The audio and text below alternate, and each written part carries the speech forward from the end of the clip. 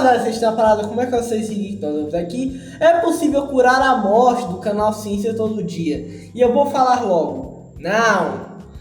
Eu acho que é imutável a morte, então, claro, manter a vida clinicamente é possível? Sim, mas você já morreu, você só vira um vegetal, tá ligado? Basicamente, a morte eu acho que é a única coisa imutável do ser humano. Mas bora ver como é que ele vai falar aqui sobre. É possível curar a morte? Obviamente que não, mas bora lá ver. Mas antes, deixa o like, se inscreve no canal, então bora lá ver. 3, 2, 1. É possível curar a morte? Por boa parte da história humana, essa era uma pergunta meio boba. E a resposta era um óbvio que não. A ideia de superar a morte era fruto de histórias de fantasia como Frankenstein. Não só era impossível curar a morte, como muitas doenças eram sentenças dela. Mas nós vivemos em um mundo pós-medicina moderna, com avanços médicos sem precedentes. Avanços tão profundos que hoje em dia nós até precisamos redefinir o que significa morrer. Então, talvez pela primeira vez na história, perguntar se é possível curar a morte não é mais apenas uma pergunta metafórica, e sim uma questão real que pode ser estudada. Até porque nós já conseguimos reverter estados que no passado eram considerados morte. Mas vamos entender melhor essa história. A vida e a morte sempre foram compreendidas de maneiras distintas em diferentes culturas, religiões e sociedades. Os egípcios consideravam o coração como o centro da vitalidade humana. Já culturas japonesas conectavam a ideia de vida com as vísceras e o abdômen. E essa diversidade de perspectivas, muito além de uma curiosidade histórica, mostra que a linha entre a vida e a morte nunca foi exatamente óbvia. A fonte definitiva da nossa vida, da nossa identidade, ou da nossa alma, se você preferir, nunca foi bem definida. Mas o que sempre foi verdade é que nós morremos. E que ritos para lidar com esse fato são tão antigos quanto a própria humanidade. Existem registros de rituais para marcar a morte desde o período paleolítico, há dezenas de milhares de anos. Os egípcios viam na mumificação uma ajuda para que a pessoa falecida pudesse navegar pelo pós-vida e, no processo, desenvolver. Mano, que bizarro, tá ligado? Muitas coisas que foram criadas antigamente, foi cultuado até os dias de hoje, basicamente, tá ligado? Muitos seres daquela época foram criados e, mano, a gente tem diferentes compreensões do que exatamente é isso, comparado a centenas, milhares, 100 milhões de anos atrás, tá ligado?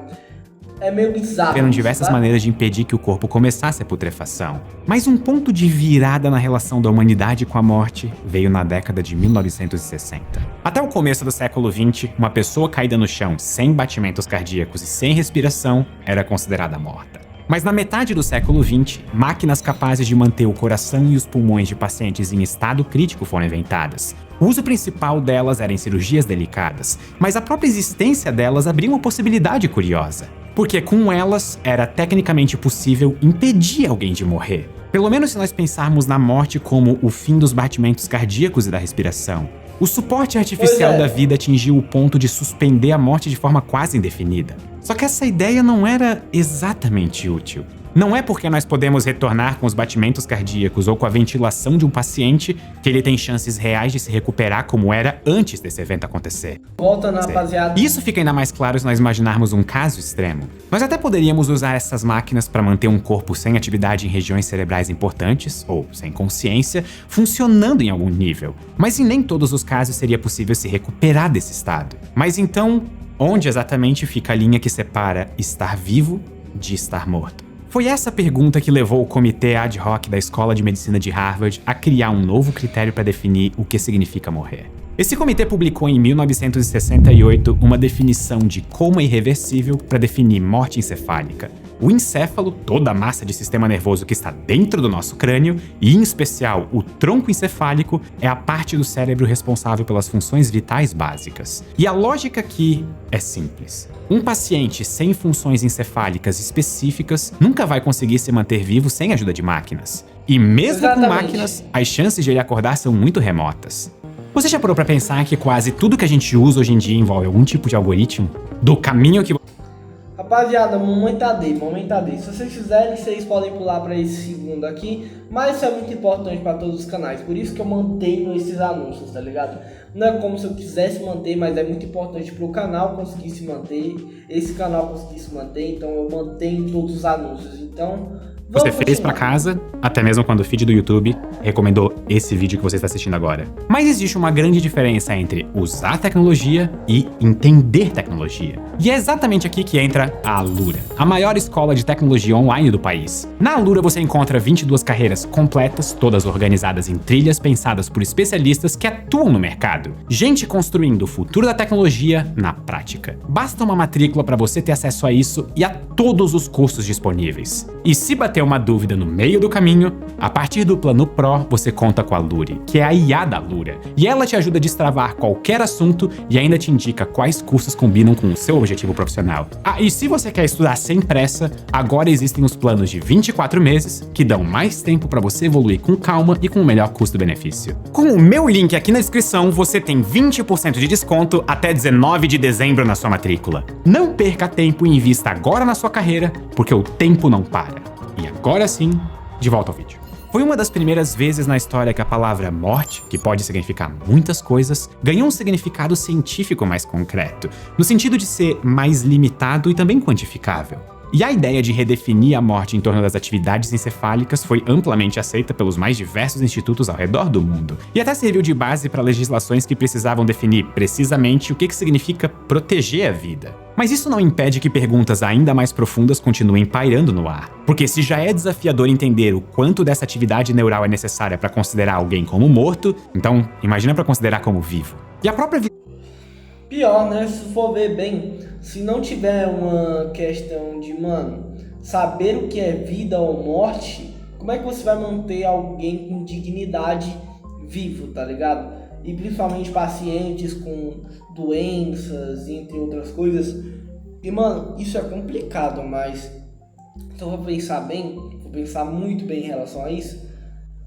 Se você não tem uma legislação boa para ter esse novo significado de morte, você não vai poder fazer à vontade, tecnicamente falando, do paciente. A visão da sociedade mudou muito com essa nova definição, que revolucionou até a doação de órgãos. Com a morte da função cerebral, atingimos um ponto sem retorno. Não é mais possível existir um eu consciente, mas biologicamente ainda é permitido manter esse corpo funcionando. Inconsciente, mas fisiologicamente vivo. É essa definição que permite que a doação de órgãos aconteça sem agredir, por definição, o conceito atualmente aceito de uma pessoa viva. Por mais que o momento da morte e até mesmo de vida possam ser discutidos, os métodos, sinais e sintomas aceitos para dar esse diagnóstico do ponto de vista médico e legal são precisamente determinados. Mas e quanto a um caso não tão extremo quanto a morte cerebral, mas que ainda é extremamente perigoso? Por exemplo, uma parada cardíaca.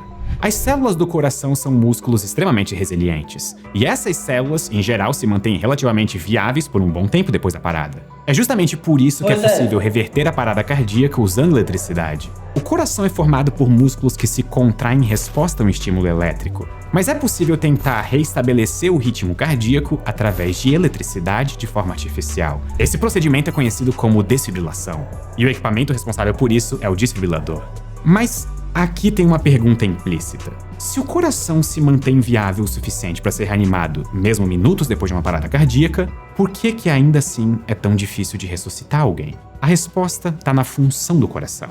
As células do corpo humano precisam de nutrientes e também trocar oxigênio por gás carbônico regularmente. E tanto a entrega de nutrientes quanto a troca gasosa são mediadas pelo sangue, que por sua vez é bombeado pelo coração. Sem o coração realizando seu trabalho, começa a falhar a oxigenação do sangue nos pulmões e a faltar oxigênio e nutrientes para as demais células. E isso começa a causar um colapso de todos os tecidos que formam o nosso corpo. A questão é que diferentes células têm necessidades diferentes de oxigênio. Alguns órgãos do nosso corpo conseguem ficar quase 1 hora ou mais sem oxigênio e ainda se recuperar. E esse tempo pode ser estendido ainda mais artificialmente, como através da refrigeração dos órgãos, que reduz o consumo de oxigênio e nutrientes. E é inclusive esse fato de que alguns órgãos são capazes de suportar a falta de oxigênio por longos períodos de tempo que torna o transplante de órgãos possível. Mas existe uma grande exceção. O próprio coração, que é muito sensível à falta de oxigênio, mas também o cérebro. Voltando, rapaziada, mas é verdade, mano, o coração e o cérebro, se fica muito tempo sem oxigênio no nosso sistema imunológico, nós morremos, tá ligado? É basicamente isso, nós morremos. Nós fica sem oxigênio passando pelo nosso cérebro, nós morremos, tá ligado?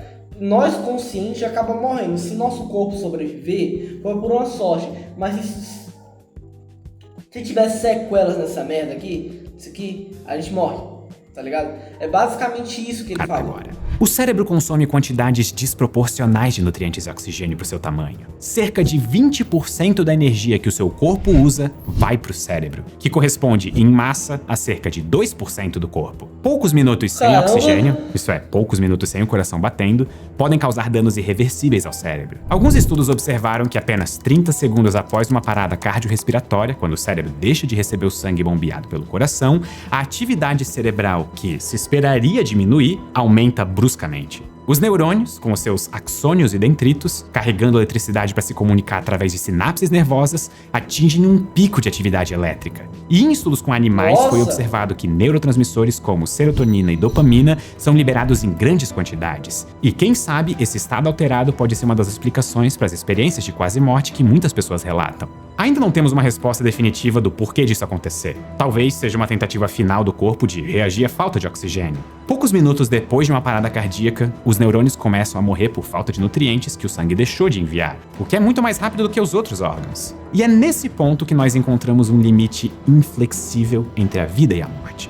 Um tipo de morte irreversível não pelas capacidades médicas, e sim por causa das leis da física. Uma das principais características de uma célula viva é que ela se separa do ambiente. Ela consegue controlar quais substâncias entram e quais substâncias saem da sua membrana. E isso é uma estrutura extremamente organizada. E segundo as leis da termodinâmica, manter uma coisa organizada desse jeito, como uma célula, gasta bastante energia. E é por isso que as nossas células precisam do oxigênio e nutrientes do sangue, para lutar contra a tendência natural do universo que eventualmente leva tudo à desordem. Quando a falta de nutrientes e oxigênio fica drástica demais, a célula perde a capacidade de manter a membrana que a separa do ambiente. E então, ela é destruída por processos de morte celular. E uma vez que uma célula é destruída desse jeito, é impossível reverter esse dano. E se células suficientes forem destruídas no cérebro, é irreversível e você vai morrer de qualquer jeito e não vai voltar a ser o mesmo ser humano. Impossível de reverter esse estado. Não importa qual definição de morte nós estejamos usando para embasar nossa discussão, essa é a causa final e biofísica da morte, que é a quebra das barreiras que separam um número suficiente de células do ambiente, a ponto de encerrar... Mano, eu vou colocar um termo em consideração.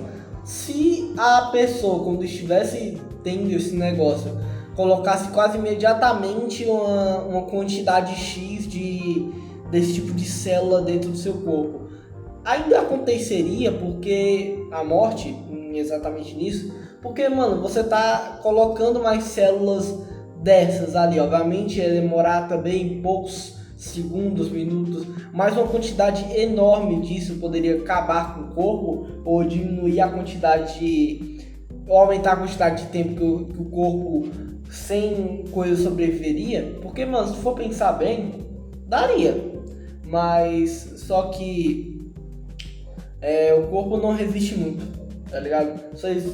É complicado, o corpo não resiste de um órgão vital. Uma vez que as células começam a sofrer processos de morte celular, esse é o ponto em que a morte de fato começa. No caso do encéfalo, a atividade cerebral começa a diminuir consideravelmente. E como consequência, os músculos do corpo passam a ficar menos ativos, em um estado de relaxamento. E em seguida, por ação da gravidade e a interrupção da circulação sanguínea, a pele começa a ficar pálida. E sem sangue circulando, a temperatura corporal diminui. E após algumas horas, é atingido o chamado rigor mortis, em que os músculos ficam contraídos involuntariamente. E o corpo fica duro até as fibras serem degeneradas e relaxarem novamente. E tudo isso é consequência do fim dos processos físico-químicos que mantêm as células do nosso corpo ativas. Ou, em outras palavras, vivas. E aqui nós atingimos a última parada, o verdadeiro ponto de não retorno. Não é possível reverter a morte celular com a tecnologia que nós temos hoje. Então, se nós buscamos curar a morte algum dia, nós precisamos aprender a impedir a morte celular a qualquer custo, para só depois aprender a religar um cérebro desligado. Mas aqui tem um porém. Reverter a morte celular também pode ser extremamente perigoso, até porque uma doença que busca fazer exatamente isso é o câncer. E sendo honesto, nós não temos a menor ideia de como religar um cérebro. O nosso entendimento do cérebro não está nem perto de ser capaz de explorar essa ideia cientificamente.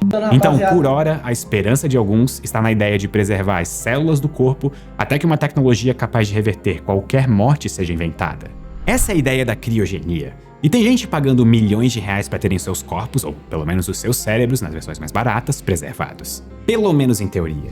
A ideia é simples. Imediatamente depois de uma morte por alguma doença séria e atualmente incurável, o corpo ou só a cabeça do paciente são congelados. Mas aqui as coisas ficam bizarras. A ideia é só ressuscitar a pessoa congelada quando a nossa tecnologia, que ainda não nos permite ter nem ideia de como fazer isso, ficar avançada o suficiente para curar a condição que matou o paciente pela primeira vez. Na prática, nós não temos a menor ideia de se esse tipo de congelamento serve para preservar a vida das células. E é bem possível que assim que o corpo seja reaquecido, as células morram no processo. Na verdade, a própria criogenia já causa morte celular. E inclusive eu tenho um vídeo só sobre criogenia. E mesmo assim, a ideia, apesar de ser usada, também não é sem precedentes. O mais próximo que a ciência chegou de realizar criogenia com sucesso foi com o congelamento do rim de um rato, que voltou a funcionar depois de ser aquecido e transplantado para um novo rato. Mas o detalhe é que o rim ainda estava com suas células vivas antes do congelamento. Então, é possível curar a morte? A resposta é que depende do que você define como morte, e até como vida. Porque nós já conseguimos reverter cenários que antigamente seriam considerados o fim. Mas, quase como um paradoxo, uma parcela dessa discussão também depende do nosso entendimento de onde exatamente que é o começo da vida, que ainda é um debate que divide muitas opiniões. E quem sabe, conforme a tecnologia avance, nós também vamos conseguir reverter quadros que hoje parecem impossíveis. Mas o que eu espero que esse vídeo tenha conseguido ajudar a entender é que, mesmo assim, existem limites para a vida. Limites que atualmente são físicos. Ou, até melhor, termodinâmicos. É impossível para nós hoje revertermos a morte a nível celular. Então, quem sabe, o segredo no futuro está em impedir que ela aconteça. Muito obrigado e até a próxima. Legal, mano. Interessante o vídeo. Bom, pra ser sincero, eu não entendo muito sobre física, química, biologia, porque eu tenho que me inteirar mais sobre esses assuntos por não entender muito. Mas, do que eu entendi desse processo, mano, poderia se inventar algumas coisas sim, mas a biologia, muitas coisas vai continuar tendo algumas mortes irreversíveis. Daqui a alguns anos provavelmente vai ter um avanço na medicina e muito provavelmente eu vou sobreviver mais tempo que meu pai, meus avós, minha mãe, que infelizmente não aconteceu, vai sobreviver mais, tá ligado? Por conta do avanço da medicina. Mas curar a morte é impossível. A única certeza que nós seres humanos temos é que a morte existe e não tem o que fazer. Bom pessoal, esse foi o vídeo, espero que tenham gostado. Deixa o like e tchau.